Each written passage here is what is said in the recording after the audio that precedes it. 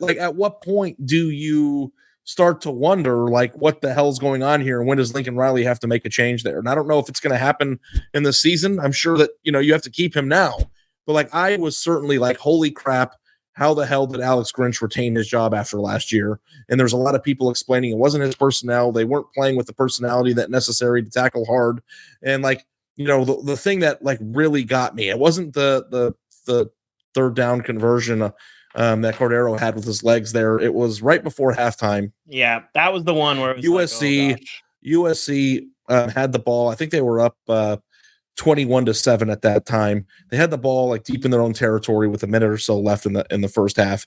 And like I thought USC was just going to march down the field and kick a field goal and go up by 17 points at halftime. I think they go 3 and out. They give sacked, which Caleb Williams like takes a big sack inside his own 10. And just like maybe that's an offensive line thing like you were talking about, but punt the ball. San Jose State gets the ball at their 40, the USC 40 with like 40 seconds left, and then it goes right down the field in 2-3 plays. They had like someone's wide open. 10 seconds left to spare. 10 seconds left. They throw in the guy's wide open in the end zone. It's like, it's like, I don't know. Is that a coordinator problem? And like, I see a lot that drive I'll give you. Yeah, that drive I think is. I just think in general, the thing that has made them so bad consistently under Lincoln Riley last year and in part today is a tackling issue. Like, I don't see them constantly busting or constantly having poor run fits. That's not really what I see. It's a tackling issue, and this is a program toughness issue. Again, I'm not saying Alex Grinch should be winning the Broyles Award and all this stuff. I'm just saying a lot of times coordinators get a little bit too much heat, and if they'd fired him, I think it's a very defensible move, but I also think there might be some scapegoating there. Again, I think this is a how do you run your program? How much contact do you have? Because we saw it again tonight. The drive you're talking about, that was a coordinator issue, but that has not been where they have failed the most. In general, it's been poor tackling. We saw it against Utah. We saw it against Tulane over and over and over again. And that is not necessarily a coordinator problem. I'm not saying he's great. I'm just saying that everybody wants to lay all that if they went out and hired, Jim Leonard, or they went out and hired Will Muschamp or whatever you want to say, that doesn't fix this because I think it's a program structure issue. Chris Callahan in the chat here says Lincoln Riley is the problem, Ari. He is fine, and it's been this way for 6 years. Yes. A lot of Oklahoma fans in my mentions on Twitter have said, you guys laughed at us when we told you that we didn't care that he left. We told you this was coming. It's like, you all right, see, slow down. No, yeah, but also fans. Too, OU fans, when they were dealing with the loss, kind of said, well, he didn't ever have any defense that could win at a big level. It's going to continue to USC.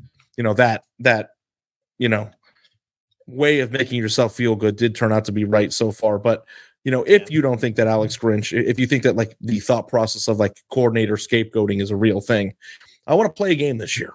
And I want you to help me come up with the right number for this. But as we go into this season, Dave, one of the major storylines that we're all going to be tracking is Brian Ferentz's offensive points per game and whether or not he hits the mark to retain his job.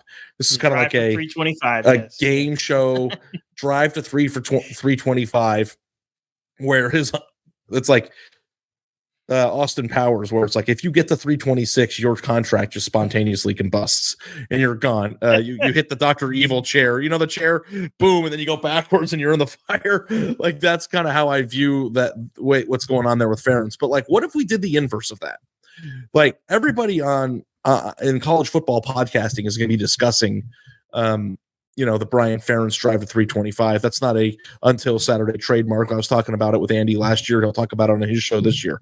But what if we trademark the actual inverse of that, which is Grinch's numbers on defense for USC this year, and if he gives up X number of points per game this year, I like it. You admit that it's a problem that needs to be rectified. How about the slide for 455, something along those lines? But how many points? Because I said in my tweet when I tweeted this out, if USC's defense allows 31 points per game this year, Grinch's contract is automatically terminated, just like Brian Ferentz's is. Offensive points. Same thing, but. What is the number of points that USC would have to allow per game this year where you're like, That's it. I can't do it because some people thought 31 was a little bit low. No, I think that's actually a great number because I'm looking at last year, and the again, points per game is a flawed stat, but it's a stat. Last year, if you got to outside the top 100, it was 30.6, 30.8, 30.9, and 31.1 put you at 103. So outside of the top 100. Outside the top, so 31 actually, Ari, I think you may have hit it right on the dot because I think if USC has a top 75 offense or defense, they're probably in the playoff, right? I think probably. Yeah, what's the number? I feel like they just have I think 31's the right number. Well, listen, I think that the USC discussion is a little bit more than do they have their second half of the year is at Notre Dame on the road when we just got done talking about how good they might be. Like Sam Hartman is going to be like Hannibal Lecter in that game. And he's going to eat their liver with some fava beans and a bottle of Chianti. Did I do that good? That's gross. I'm out. I've always wanted to make the noise that he can. Please never make that noise on this podcast again.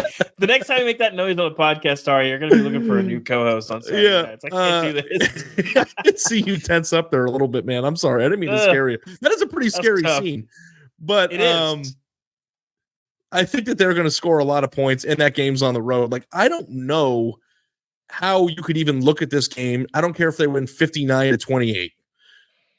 Mm-hmm.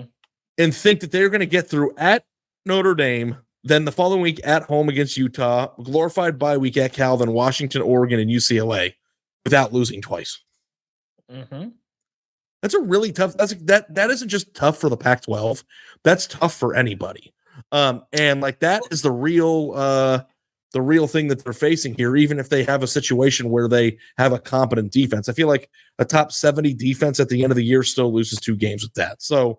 If you can't stop San Jose State at this point, and if you go look at the message board genius posts of all their fans there, and like everybody's already melting down, I think there was a general expectation that like last year personnel was the issue. Alex Grinch was retained because continuity has been proven in college football to be important. They're going to bring some transfers in. They're going to have Tackett Curtis starting at middle linebacker. Bear Alexander. These guys are going to get out there, and it's going to be a completely different ball game.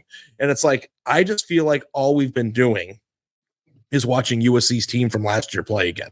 Jordan Addison's out. Zachariah Branch is in.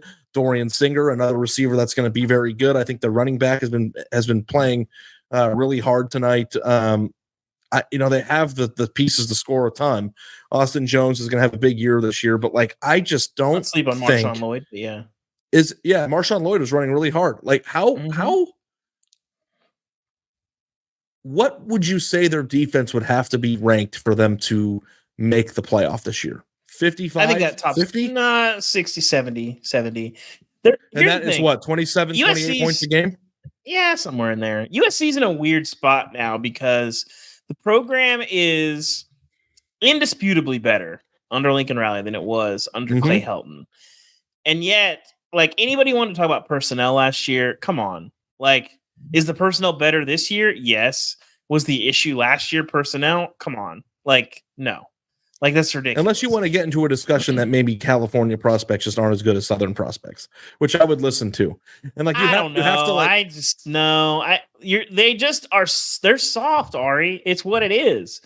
Like nobody watches USC, especially on defense.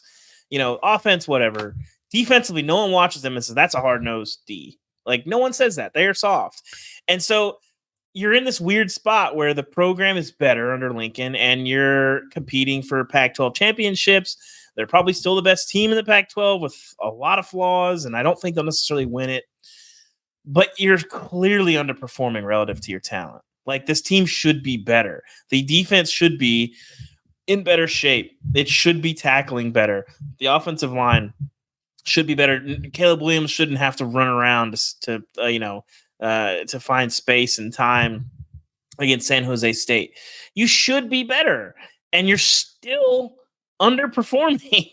This is like it's a weird place to be because it's not like you're going to say we got to get rid of this guy. Certainly, Lincoln has helped your program, and you're in a really special spot. But you're basically where Oklahoma was. Like it's kind of crazy the parallels. But like also too, if you your go exact back same program. If you go back to 2 years ago and like put them in the Clay Helton era and say, "Do you guys want to be Oklahoma?" I think that would be like a pretty quick deal or no deal, like deal. But now that you're existence already is at that weird. position. That existence is an odd spot because the existence is, do you want to be a top 70 program in college football? Yeah, that's what the question. And then is, when you go play against the big boys, get absolutely spanked because that's what's going to happen. USC, they can win the Pac-12. I don't think they will. I think they'll drop some games. I think for all the reasons we talked about tonight.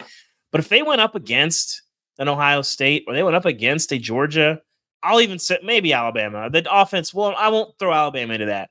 But like these teams in Michigan, I mean, bloodbath. They would lose by 3 touchdowns, maybe more.